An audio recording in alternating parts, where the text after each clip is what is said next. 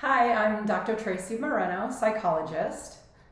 I'm Pasquale, the spiritual life coach. And he also does crystal Reiki healing. Crystal Reiki healing. And what else do I do, Tracy? You're an astrologer. I'm an astrologer, an intuitive, sometimes medium. And she's just a doctor. Just a doctor. That's it. Nothing more. So we work together and we collaborate and see clients together, and we have really gotten into the concept of just combining spiritual psychology to treat our clients, and we've found so much success with it that we want to really be supporting people anywhere. And so that's why we wanted to start this YouTube channel. And it is our spiritual psychology support group, because being on a spiritual journey is difficult, and we all come from different places of even like why we're on it. Very lonely. It's a very lonely time to try to find your path into that spiritual life. I think sometimes there's just so much out there that you start with one thing and it just snowballs into so many things. Yeah, and sometimes people will either be able to navigate those paths for themselves and be intuitively drawn to where they're guided, but then other people feel very, they'll get overwhelmed and just stop. Yep. I think that's been the success of Free Spirit Coaching. Yeah. Is that we're both available to help people kind of navigate that journey and support them on that kind of spiritual awakening journey. Right. And it's also, there's so many overlaps in psychology and spirituality that's where we really found the groove, because we can support people from like on the same problems or topics, but from two very different perspectives. So that's really how we've started collaborating and creating our friendship. I mean, we've had this great friendship, but even beyond that is the success is because we're looking at things from a different perspective, but it's the exact same thing. So we're looking at it from two different angles and finding similar solutions that lead to each other. Right. Just like our friendship. Very true. Okay, so we want to talk about like well, first off, what brings somebody on a spiritual journey. And the cool thing is we both come from two totally opposite spectrums, which again, this is why this works really well. So do you want to share your start, how you got into it? Sure. So I started my spiritual journey probably, my true spiritual journey started in my 20s, 18, 19, 20. But what my kind of awakening happened when I was 5. And at that age I was visited every night by ghosts for years. They would just keep coming at night. I wouldn't be able to sleep. I would run to get my parents. They'd be like, "You're a crazy boy. What's going on with him?" And back in that time, psychology wasn't really supporting this type of thing. Well, also, just to jump in, if you went to a therapist, you would be diagnosed with like schizophrenia or major depressive disorder with psychotic symptoms and things like that. And even still today. Very true. And thankfully you've confirmed we try to this is true. Get beyond that. And so for me, that journey started at that young age where I just had to learn to kind of turn it off and to get through kind of those tough years of growth and development. And then in my really 18, right when I graduated college, I started to just get out there and look for people like me, people who were experiencing, seeing things or hearing things or knowing things. I'll never forget times when I've shocked my parents with just saying things to them that they had no idea that I would even know about. But it just pops in your head and you say it and you're like, oh shit, I shouldn't have said that. Right. You know? And so like for me, when I turned, right when I graduated high school, before college, I started to just navigate through kind of the streets of Chicago, finding other intuitives. And it always led me to shops, bookstores. Mm-hmm. The bookstores always led me to kind of groups and people and just new understandings and opportunities. So about how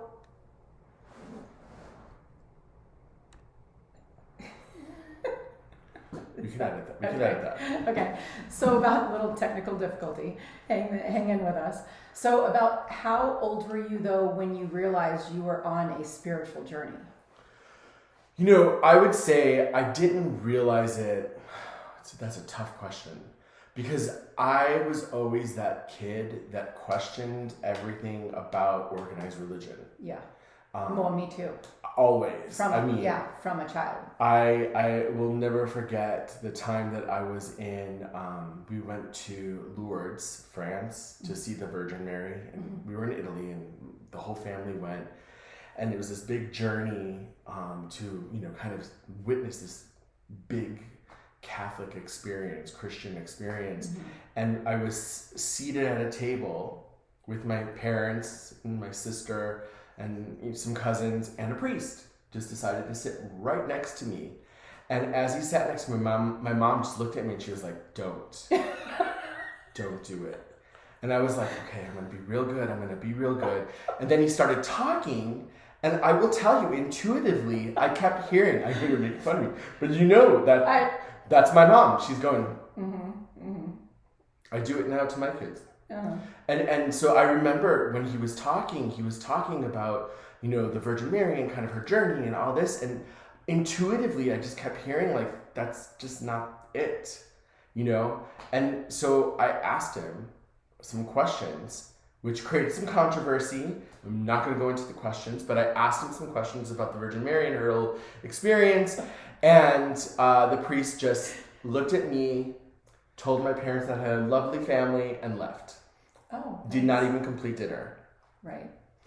Interestingly enough, I grew up, my family was Jewish, and I just remember being, as young as maybe 6 years old, being at could you imagine our Passover dinner and with, my immediate family, my siblings, my grandparents, our aunts and uncles, our cousins, and me going, but I believe in Jesus.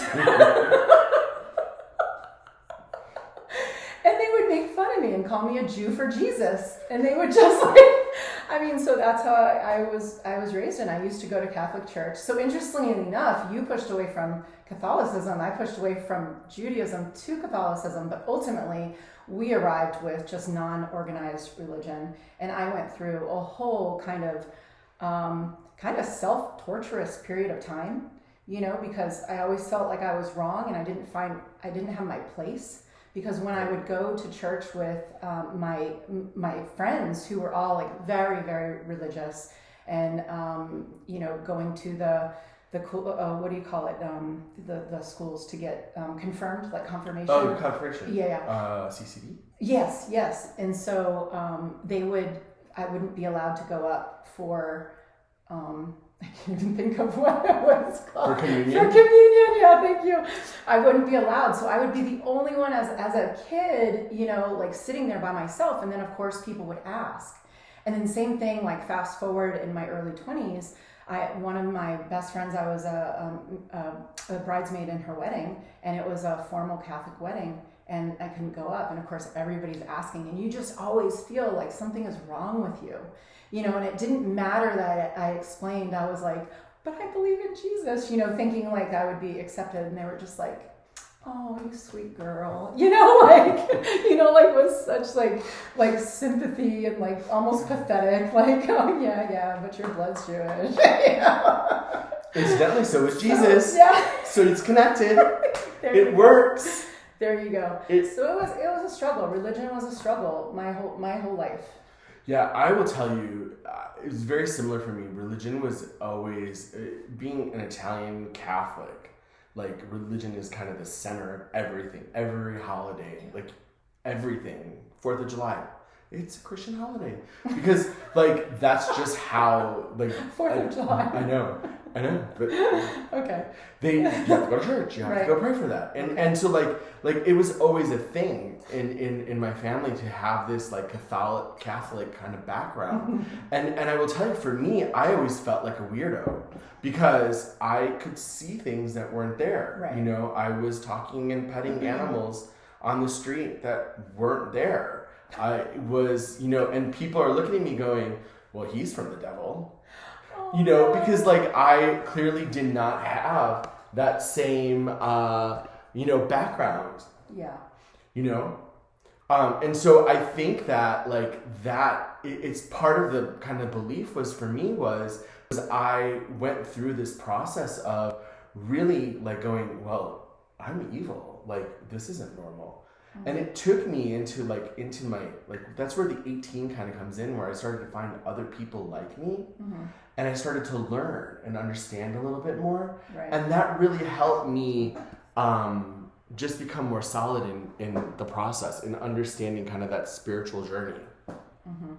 So, but I didn't realize at that young, even in my 20s, I didn't realize I was on a spiritual journey. I just knew that there was or felt like there was something wrong with me, and that my beliefs were not right, And so it wasn't until, in terms of like a spiritual journey, from what I've seen, especially with my clients and personally with even friends and myself, it's like some sort of tragedy or, challenge or, in our life is what I see that really sparks a spiritual journey. Like it could be, a death of a loved one or, problems in a marriage, maybe a divorce or something, just a major life transition, a major loss in life. I would even take it further and say discovering yourself is sometimes an awakening for people to get on that spiritual journey, because they recognize that what they knew or what they were taught isn't necessarily kind of the journey they're supposed to be on. Right. And so like tragedies for sure, but also like I think finding yourself. Yeah. Being confident and comfortable in who you are.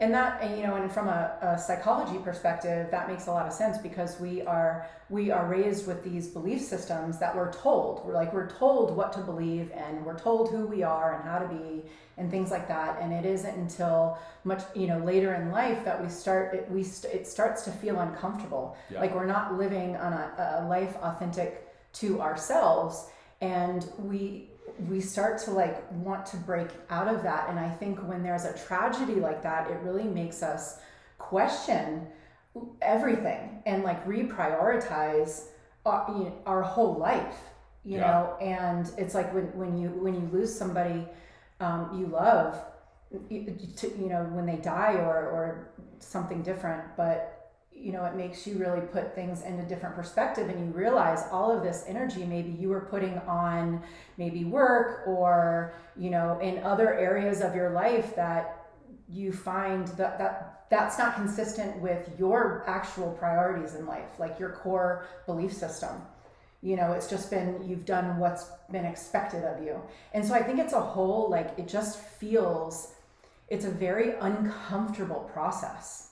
Agreed. Because right. And so then going through a spiritual journey becomes very lonely, right? You're the one almost pulling out of this dynamic with family and friends, and you're the one changing so much. And so it causes problems in relationships, mm-hmm. with family dynamics. It can cause problems, at work. It can, got pretty much every single aspect of life. It's like you start to cause these problems because you're changing the dynamic up on people. I will tell you, I agree. I think that part of what I've experienced or what I've seen is that when you step into the spiritual journey, you actually reframe yourself into a different way of thinking, a different way of living. And so you're not following kind of the mental herd that's out there. Right. And so because of that, you start to see differences in the people that you thought you were really close to, or the mm-hmm. family that you thought you were connecting with, because it's so different. I think it might be important to even kind of just maybe define out the difference between kind of religion and spirituality, just to make it a little bit. That's always a question. It's always a big one. And so for me, how I've always described it is religion is a very organized. It's an organized way of thinking. It's an organized doctrine, right? Where with an established belief system. Established belief system. That isn't usually encouraged to be questioned.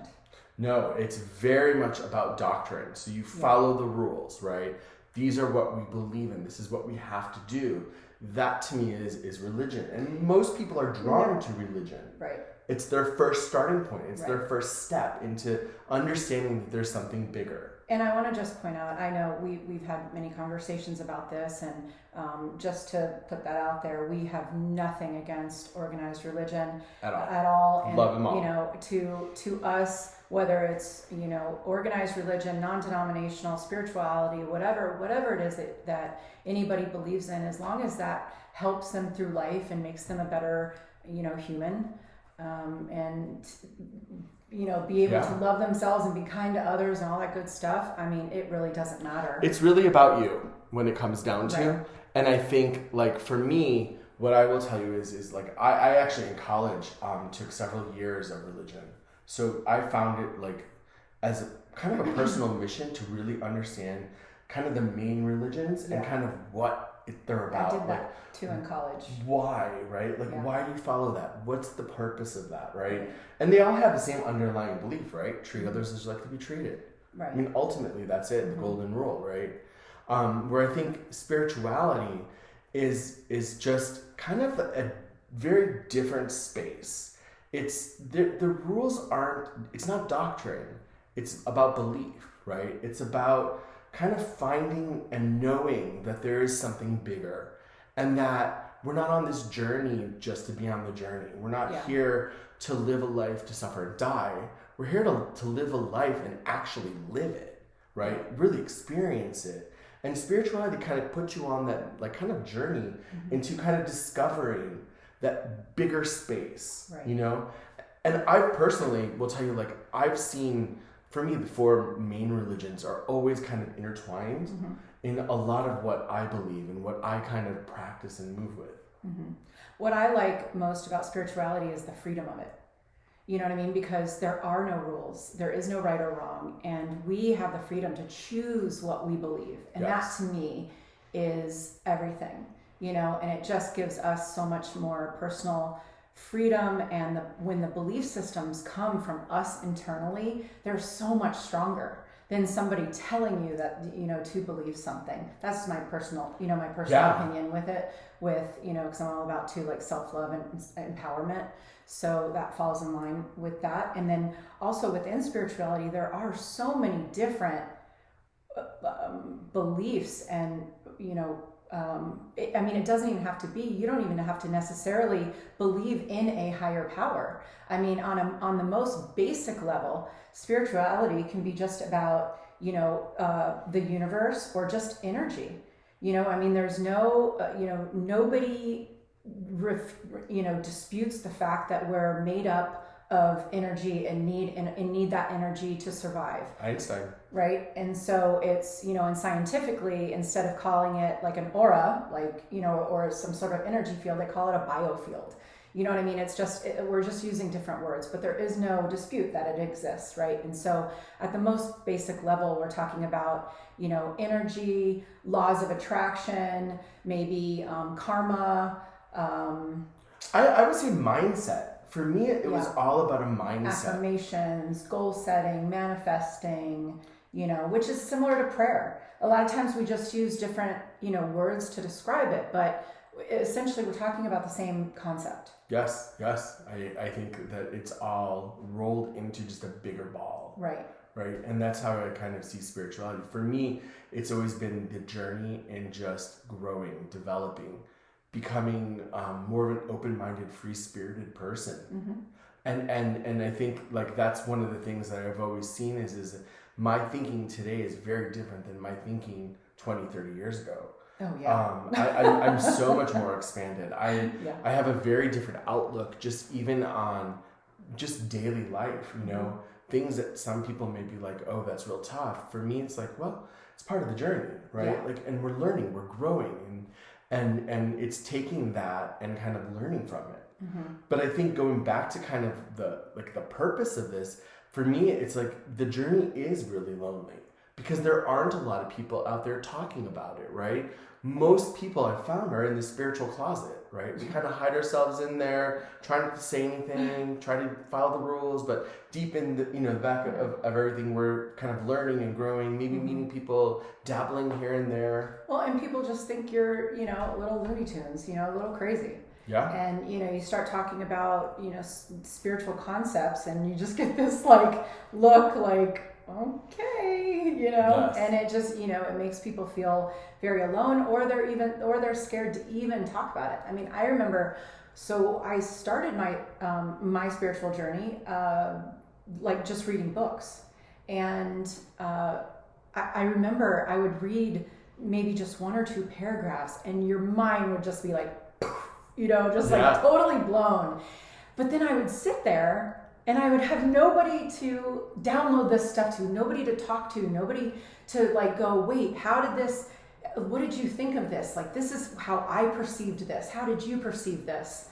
And how do we use this? How do we apply it to our life moving forward now? Because it's not just about reading it. We have to also figure out how to apply it to our lives. Yeah. And so I had no one, and we find that a lot with pretty much all of our clients in sharing. So that's the whole purpose of why we wanted to create this group, so that we can come up with different topics that we think would be helpful and would be of interest to people, and then get that feedback from people to be able to ask questions, share their perceptions, advice, opinions, see how other people apply it to their life, and to just not feel alone. So we can create a powerful, supportive group, a community, a circle, It's so big for me.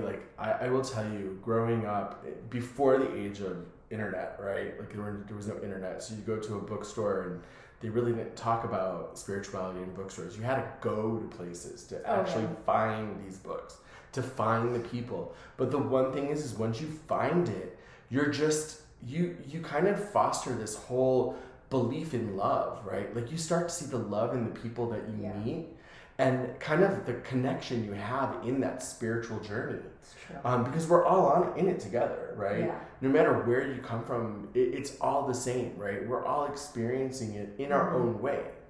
And I think that's kind of where this group that we've created, this channel we've created, is just a great opportunity to help people on their journey. Yeah, to help ourselves while also helping others. Absolutely, to be a light. Yeah, and we've just become such a family with, the other people who are that we find on a spiritual journey, because there's such a bond there. Yes. There's just a foundation of just mutual respect and love, and it's so positive and uplifting. And now I think we need that more than ever. So I think this is the time. I'm excited. This is the time that we all need to be turning on our lights. So we would love for you to make comments, help us with, the topics that that we'll talk about, and we are going to plan to go live at certain times and create maybe a monthly live group, and we're just going to try different things and see what works. But tell us what you need. Share your experiences. Remember, if you've experienced it, guaranteed somebody else has experienced it. And when you share, it just helps others to not feel alone in their journey. And that's, a big part of what this is about. It's letting other people into that closet, or getting you to come out of that closet. So that we can come out of the closet. Done it a couple times now. Not that I'm an expert in any way, but it's good, because you should comment, you should share experiences, what you want to learn, what you want us to talk about. And the sharing too, even just sharing, it helps us just with that sharing. Yeah. There are so many rules out there, spiritual kind of laws that say when you do something for others. Rules. We call them suggestions.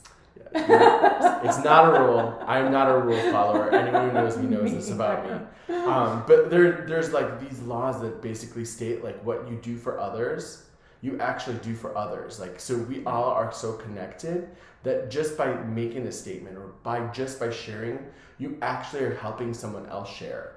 Someone else kind of step out of that closet. Right. So it's a big journey. And it's a release for us personally as well. All of us. And when we say things out loud, there's such a power. There's such a power in it. So, Absolutely. good. So we look forward to hearing from you and reading what you have, and we will just be creating on our end. And Yes. let's see what we can do with this group. Super excited to catch Thank up you next so time. much. Bye.